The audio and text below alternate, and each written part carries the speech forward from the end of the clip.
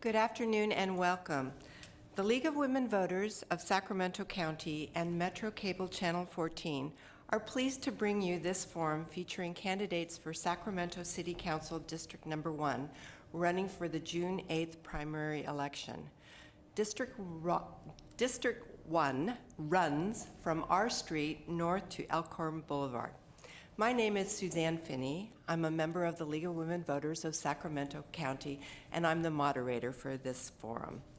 The League of Women Voters is a nonpartisan, nonprofit organization of men and women that encourages citizens to be informed and to participate in government at all levels.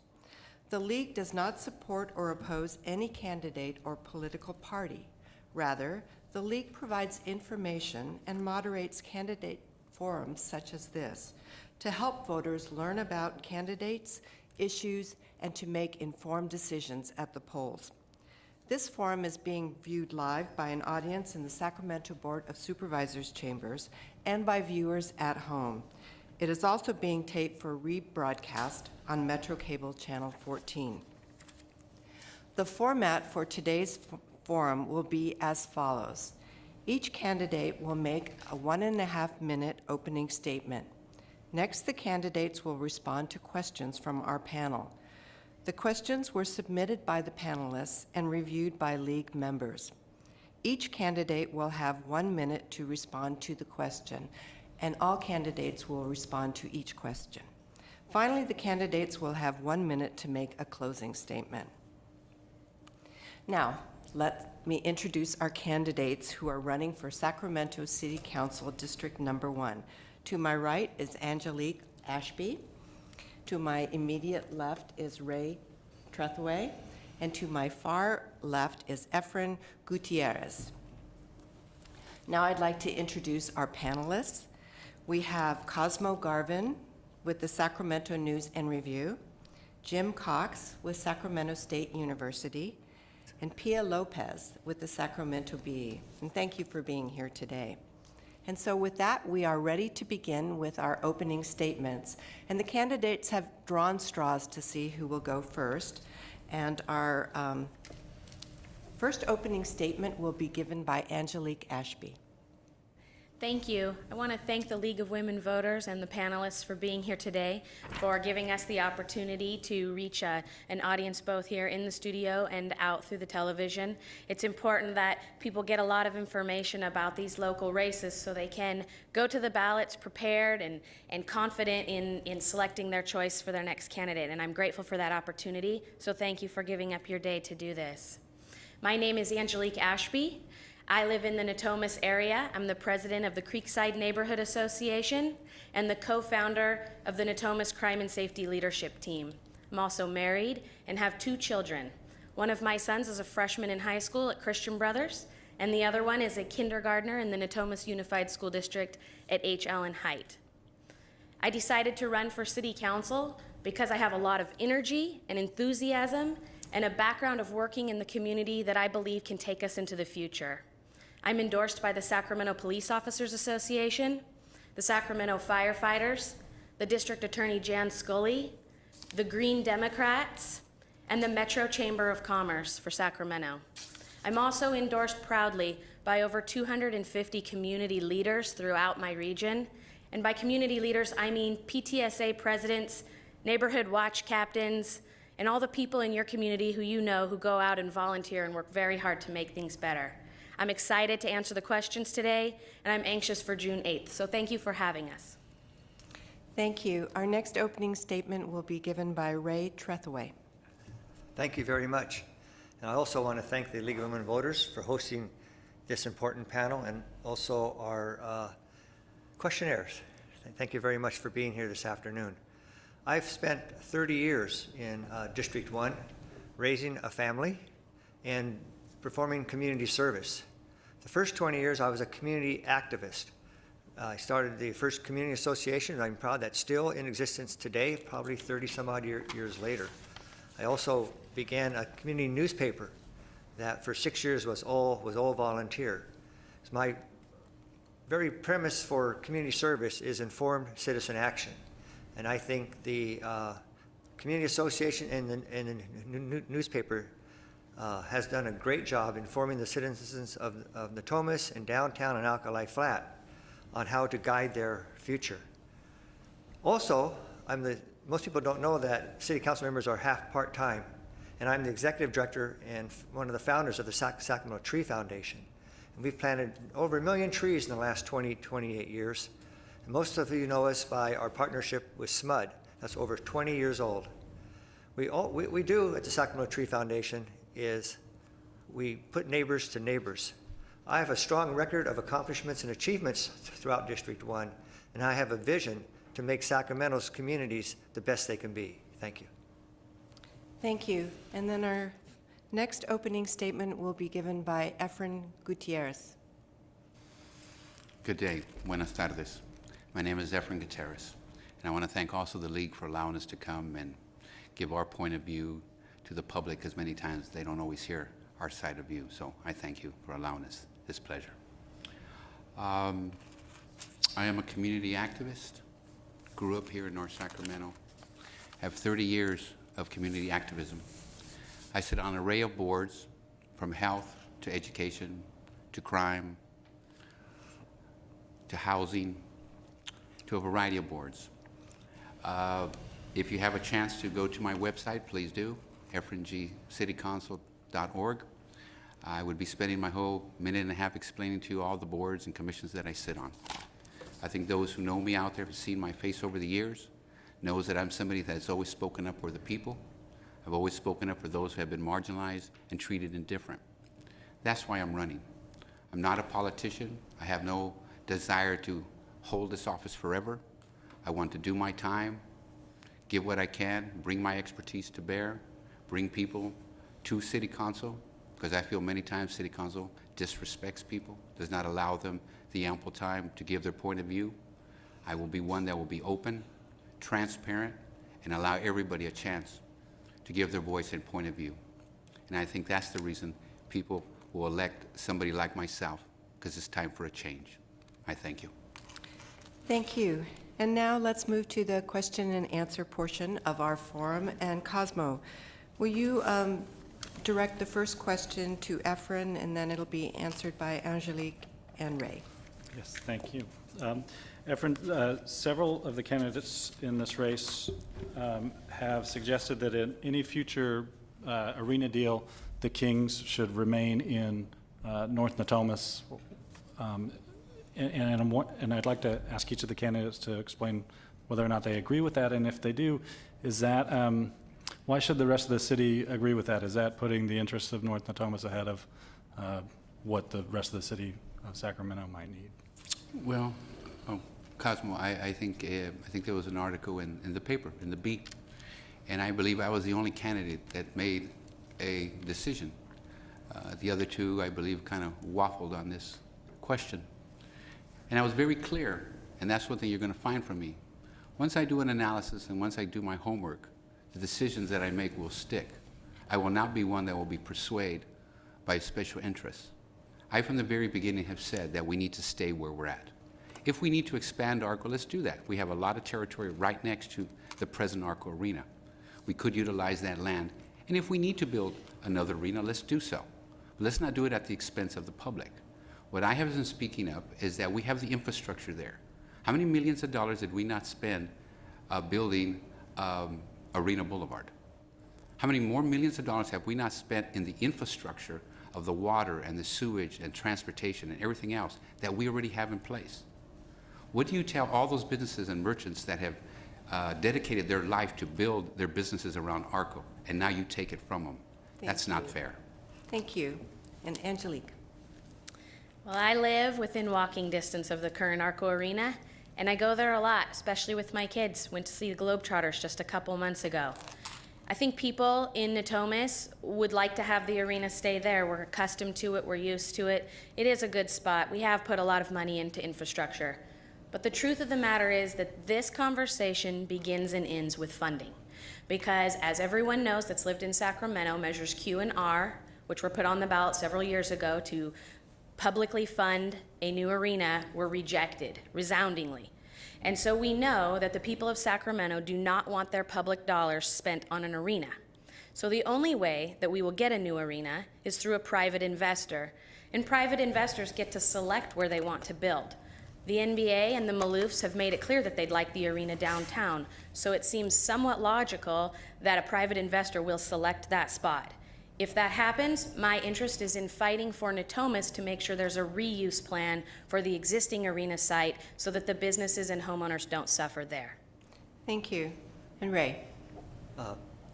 On the arena issue, I think there's two principal concerns of all of Sacramento, business as well as the citizens. And one of them is we want to keep collectively the kings in Sacramento, and two, we don't want to spend any precious taxpayer dollars. And I give the mayor a lot of credit for his task force that brought in 7 proposals. And there was a top 2 proposals, but one edged out the other because of the MBA and the Maloof's support of it. And the city council is actively working with that proposal to see if it comes to fruition or not. It has, as everybody knows, a number of movable parts and a number of off-ramps that may well derail it. The second best proposal, to my mind, was clearly the Natomas proposal. So they're in the wings now. And when the appropriate time comes, we're going to have either arena downtown or, I believe, one in Natomas. Thank you. And Jim, can you direct the next question to Angelique? Angelique, excuse me. That's great. Hi. There's a perception that crime is a problem in some parts of Natomas, and there are some people who feel that Natomas doesn't get as much police attention as some other parts of the city. Do you think this is a fair criticism, and what can be done about crime given the fiscal strain the city is under? Mm-hmm. There is a perception, there's also a reality. The truth is that over the past couple of years, we've suffered some very serious crime sprees in the Natomas area, including a home invasion series that was very scary. And when I was involved in leadership just a few years ago, it was the top issue for every resident that I spoke with. And as a result of that, we went after solutions for public safety. And this is really where I got my legs in that community and advocating for and acquiring a resource center that we use for the community and for police officers. The space was donated, the city pays only for insurance and internet, and the community provides the volunteers. We've worked with the police department to increase the communication between neighborhood associations and the police officers. We've worked to bring back the POP officers, which are problem-oriented policing officers. And we've worked directly with Captain Daniel Hahn, who's our area captain, to get information out into the public's hands so that we can have neighborhood watch efforts and that we can work together with the police department to try to address these issues. Thank you. Ray? Thank you. This is a question that I think is on everybody's mind in everybody's neighborhood throughout the city of Sacramento, let alone Natomas. And it's rightly so. Everybody is concerned about the comfort and safety of their neighborhood, their property, their children, in the public facilities. I have led a strong effort in public safety, specifically in Natomas. We have doubled the number of police officers since 2005. And the most recent records come out from the police department show that the vast majority of our crime is back to 2004 levels, which is a quite remarkable achievement considering we've increased population by probably 30 to 40,000 people. So I have a strong record and a strong advocate for both citizen involvement and participation in preventing crime and also increasing our police presence. Thank you. Efren? Yes, obviously crime is on the rise. Why is it on the rise? The unemployment. Young people not having something to do. After-school programs, weekend programs, tutorial programs. Where have they all gone? Yes, I believe we need to be safe, but it isn't necessarily hiring more police that's going to make us safe. I think we need to invest more of our money into our young people. I hear reports and reports of break-ins, of car jackings, and they're on the rise all over Sacramento, and we have our share in Natomas. But if we had something to do with the kids, maybe they wouldn't be breaking into your houses. Maybe they wouldn't be ripping off your cars. So I'm not about the solution of more officers. I don't believe that's the solution. I believe the solution is more counselors. I think the solution is utilizing our park and rec better, to have weekend tutors, to give our kids someplace to go instead of their idle minds and getting into trouble like they're doing now. Thank you. Pia, can you direct the next question to Ray Trethaway, please? Ray, the Natomas Basin has been under a building moratorium since December 2008 because the levees are not up to 100-year protection levels. Yet city staff wrongly issued permits for 3 buildings, and 10 homes were completed and sold. And that threatened the city's flood insurance status. What lessons do you think voters should learn from that experience? What lessons voters should learn? I think the other question is what lessons city managers and elected officials should learn. It was the most monstrous mistake in my 10 years of watching and guiding city government. It should have never happened. Not only the effect to Natomas, but it affects everybody in the city of Sacramento that has flood insurance. We actually earned a lower rate because of our proactive flood protection efforts throughout the years, and it could actually bump up every single policy holder's annual premium. So the lesson learned is due diligence in asking the right questions, quite frankly. I never fathomed this could have ever happened in the city of Sacramento. And we were the ones that caught the error. We were the ones that told the Federal Emergency Management Association that we had an error. So I give us that much credit, but I am disgraced by that mistake. Thank you. Efren. Well, I think that's part of the problem there, folks. It's the good old system. It's the good old system that takes care of those who have influence. It's the good old system that takes care of those who have money and ears of those who are our elected officials. And that's why I'm running, and you'll hear that thread throughout my campaign. I don't owe nobody nothing but the public, the people who elect me. And that's what I'm going to stand for. I'm going to make sure that these people who are in office now are more accountable than they have been. Again, as I said, I am not looking at this as a lifelong endeavor. I want to do my time, do my service, and do my best for my community. And that's not being owned by anybody. Thank you. And Angelique. Well, the moratorium is a major issue in Natomas for lots of reasons, including the permits that went out, which I believe was an oversight problem, and I did not see our council member quoted in any B article addressing that problem. I will tell you that there are 70 to 80,000 people behind that levy, including each one of us and our families and children and entire school districts that sit back there waiting for those improvements to be done. And in the time that I've been involved in this community, they've moved that date back time and time and time again.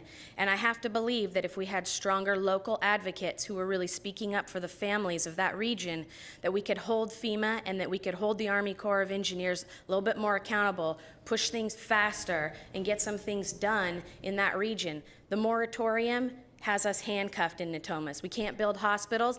One of you asked the question about the arena. Well, we have to consider the moratorium as well when we talk about the arena. Everything that you want to talk about building or bringing to Natomas, you need to consider the moratorium. It's a problem. Thank you. Cosmo. Our next question goes to Efren. Okay, thanks. Efren, do you have any ideas that we have not already heard about revitalizing K Street and the downtown plaza?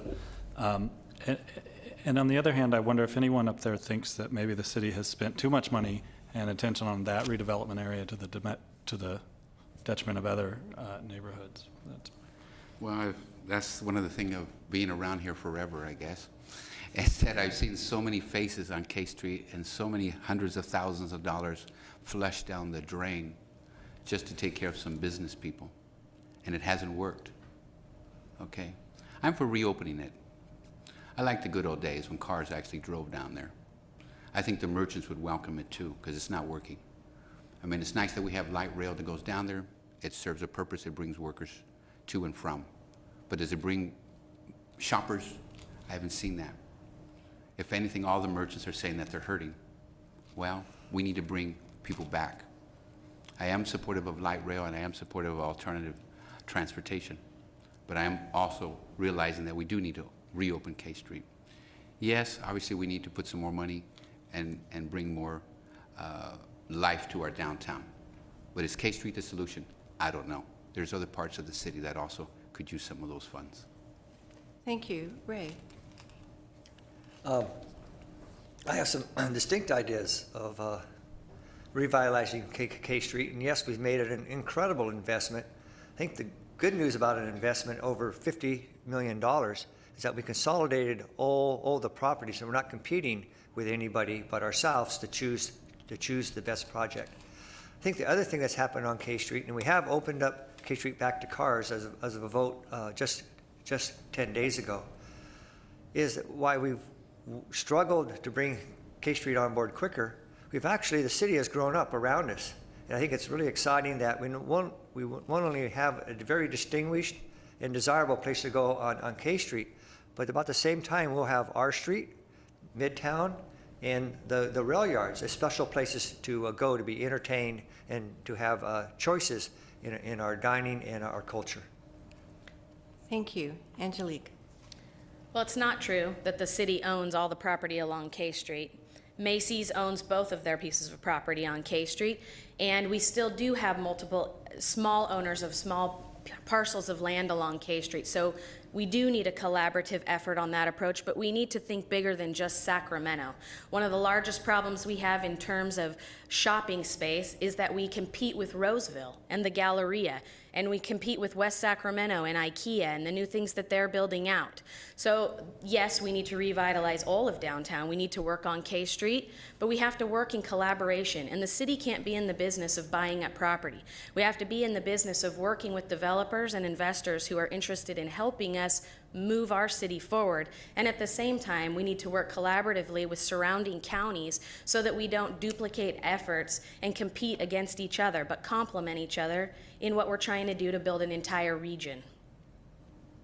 Thank you. And Jim, now can you direct your question to Angelique? Angelique, the budget proposal released yesterday by the city states that if the economy remains stagnant, that cuts alone will not balance future budgets. Some possible revenue increases the document mentions were increasing business operations tax, adopting a parking tax for private lots, adoption of a parcel tax. Do you think these or any other revenue increases should be part of tax or fee increases, should be part of the budget solution? Well, I'll tell you, one of the hardest things about not being the incumbent in running in these races is not having that budget in front of me, because I do get asked a lot of questions about what do you think about the line items in the budget, and I don't have it, and I haven't worked through that. But I will tell you that I do think that we're going to have to do more than cut. I also think we're going to have to consolidate. And I think from my own experiences working with the city, which has been extensive, there are departments that can be consolidated. There are overlaps of efforts inside of the city of Sacramento. I also think we have to stop branching out. We can't expand our service base and do things that aren't within the direct purview of the city of Sacramento, that maybe would belong to health services at the county level or maybe to school districts. We can partner with them. We can work regionally in partnership. We are going to have to make tremendous budget cuts. We probably are going to need some new revenue sources. We're going to need to consolidate, and we're going to need to collaborate. And I'm actually very anxious to get that budget in my hands so that I can take a look at it. Thank you. Efren? Well, I too have spoken up on behalf of consolidation. If you recall a while back, the city and the county put it on the ballot, and it kind of went down in defeat. Well, I think now it's time to go back there. Maybe we need to retweak that measure again. Maybe it's not quite everything we need to consolidate, but there are definitely departments that we can. And I think we've spoken to a variety of departments, and it seems that they can do that very seamlessly. Would not be a big trouble in doing that. Obviously, taxes is a sore spot for many of us. As a real estate broker, I realize that taxes are not very thrilling for people when they're facing foreclosures and they've lost their jobs. Obviously, I'm like Angelique. I think we need to look at the budget. For us who are kind of on the outside, we don't know really what's there. What can we really trim and cut back? Obviously, I am going to come from a part that's saying maybe some of our corporate sponsors in the area, like Hewlett-Packard, like Intel, like Siemens, like some of these big corporations, maybe we should ask them, hey, it's not about just talking about you're a good neighbor. Let's do something. Thank you. And Ray? Right. The city budget is first developed by the city manager's office, and it was released yesterday at noon. Along with that budget was a independent auditor's look, a 100-page report that accompanied it, but was not part of the city manager's budget. And both documents are available to everybody in the city of Sacramento. And we're all just beginning to dig into them. They're both about an inch or two thick. We tried for two budget cycles to downsize the city of Sacramento and bring in a $108 million budget deficit into balance. That didn't work. We're seeing an economic downturn to continue, and now we need a right-size city government. And it's going to affect a number of positions. It's going to affect our programs, levels of programs and services as we produce a sustainable budget, not for just this year, but the next 3 to 5 years. Thank you. And now we're going to turn to our closing statements. And the first one will be given by Angelique Ashby. Thanks. One more time, just thank you all for hosting this wonderful event. I'm anxious for June 8th, as I've told you before, a lot of energy. As you can see, we all have a lot of ideas. I'd like to remind the voters, take a look at our websites. Mine is angeliqueashby.com. Get to know us and make the decision for yourself. I'm a small business owner. I've run my business for the last 5 years in the city of Sacramento, working hard. I know what it is to be a family member and a mom and a business owner in this community. I know what it is to be frustrated, to fight for police officers and fight for results at your school and fight for clean parks, and I think we deserve all of those things in this city. My priorities are public safety, which includes fire, police, and levee improvements, quality of life, and economic development, meaning bringing jobs, stabilizing jobs, and keeping jobs in this region. I hope that you'll consider supporting me on June 8th, and thank you for your time today. Thank you. Now Ray Trethewey will give his closing statement. Thank you. It's been my honor to serve the past 10 years as your city council member and to conduct the city business with integrity and honesty. I think we're in a wholly unfamiliar territory now due to the economic condition that hasn't been before us for at least 6 decades. And I believe it's my experience and my achievements that set me apart in this contest. I believe now is the time that we need to have more jobs in the city of Sacramento and the region. Now is the time that we need to keep people, families in their homes and reverse the foreclosure. Now is the time to complete the 200-year flood protection. Now is the time to bring light rail to the airport. My website is trethewayforcitycouncil.org. I hope you visit it and find out more about me. Thank you. Thank you. And our final closing statement will be given by Efren Gutierrez. Well, again, thank you very much for allowing us this time to come and share our ideas and our goals and a little bit of our vision. I think you're going to see that all 3 candidates are very diverse here. I come from, if I can say, the common people. As a real estate broker for 28 selling real estate in this city, throughout the county, I have seen the good, the bad, and the ugly. And right now, unfortunately, we're in the ugly, and we must step up. I'm stepping up because City Council has lacked a Latino representative for over 10 years. Our Honorable Joe Sedno was the last representative that we had. Since then, we've had no voice. We've had nobody to speak up for those people, those marginalized people, especially right now in the way society is treating immigrants. It's very important that a diverse voice be heard, that not the same old continue. So I ask of you to please look at our records, go to our websites, talk to your neighbors, find out who's been out there, who's been doing over the years the things that need to be done. And I think you'll find that there's clear distinctions between us, and I think you will vote and hopefully make the right choice June 8th. Thank you. On behalf of the League of Women Voters and the Sacramento Metropolitan Cable Television Commission, I'd like to thank our candidates, Angelique Ashby, Ray Trethewey, and Efren Gutierrez, and also to our panelists, Cosmo Garvin, Jim Cox, and Pia Lopez. And I'd also like to thank our volunteers for making this forum possible. And to our audience here and at home, thank you for joining us for this candidates forum.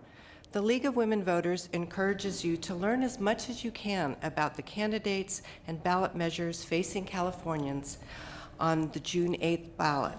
Two websites that you can check for more information about the June 8th primary election are smartvoter.org and the League's website, LWVsacramento.org.